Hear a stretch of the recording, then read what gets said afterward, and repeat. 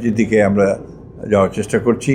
আমরা আপনার সোলার এনার্জির দিকে আমরা যাওয়ার চেষ্টা করছি এবং একই সঙ্গে অনশোর এবং অফশোর যে এক্সপ্লোরেশন আপনার গ্যাস এবং তেল উত্তোলন করবার যে কাজগুলো সেগুলো আমরা শুরু করেছি ইতিমধ্যে। 3 মাস পরের মধ্যেই আমরা সেটাতে আপনার টেন্ডারে যাবো বলে আমরা আশা করছি। আমরা সবাই জানি যে আমাদের মতো একটা দেশে এখানে উইথ হিউজ পপুলেশন এখানে দ্রুত আমাদেরকে এগিয়ে যেতে হবে অর্থনৈতিক উন্নয়নের দিকে। আমাদের রাজনৈতিক যে সমস্যাগুলো এখানে তৈরি হয়েছিল অতীতে, সে সমস্যা এখনও যে চলে গেছে তা বলবো না, কিন্তু আগের চেয়ে অনেকটা ইতিবাচক হয়েছে।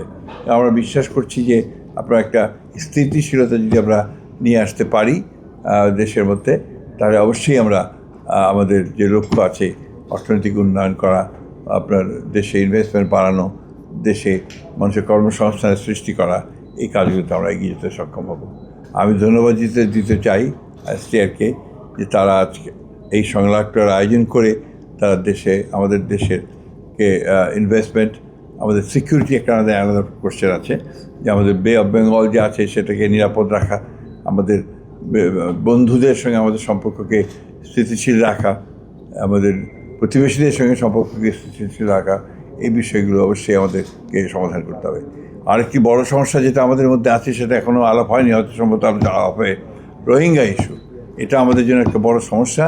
এই সমস্যাটা আমরা সমাধান করতে চাই এবং আমি STRকে ধন্যবাদ দিতে চাই যে তারা তাদের অর্গানাইজেশনের তরফ থেকে এই সংলাপটা শুরু করিয়েছে।